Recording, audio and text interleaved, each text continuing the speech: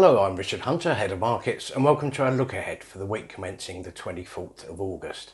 It's been a fairly stable week for markets, generally speaking.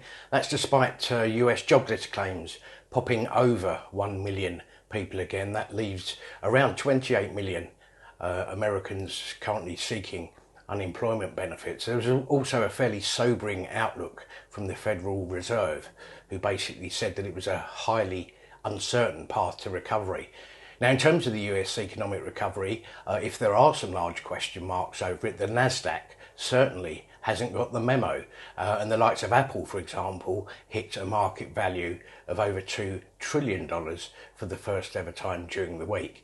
So in terms of the year to date, the Dow Jones is currently down 2.8%.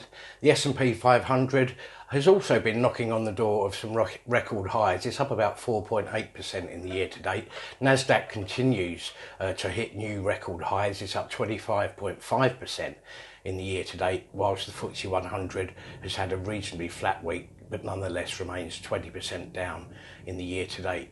Turning to next week, there are three FTSE 100 companies, each reporting half-year numbers. The first one of these is Flutter Entertainment, formerly known as Paddy Power Betfair.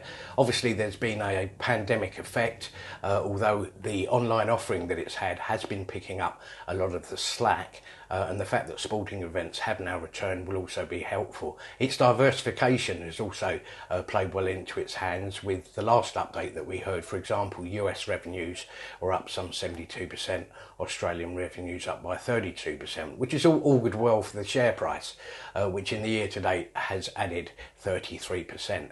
Next on the list is Rolls-Royce, also half-year numbers. This is a company which clearly has been affected by the pandemic. Shares are down 63% in the year to date. Last time we heard from them in July, they said that they had already burned through £3 billion of cash, with a possible further billion to come in the second half of the year. So we'll see how they're performing on that front. And of course, one of the reasons they've been struggling is that they're actually paid by their airline customers on hours flown. And with that particular figure being down by 75% over the second quarter, it's clear to see where the difficulties are coming from. Finally, there's WPP, the ad and media agency. Something of a restructure had been going on prior to the pandemic after the departure of the previous CEO, Sir Martin Sorrell. Shares are down 43% in the year to date. Clearly, when companies are trying to cut costs, the ad budget is one of the things that's going to be the first to go.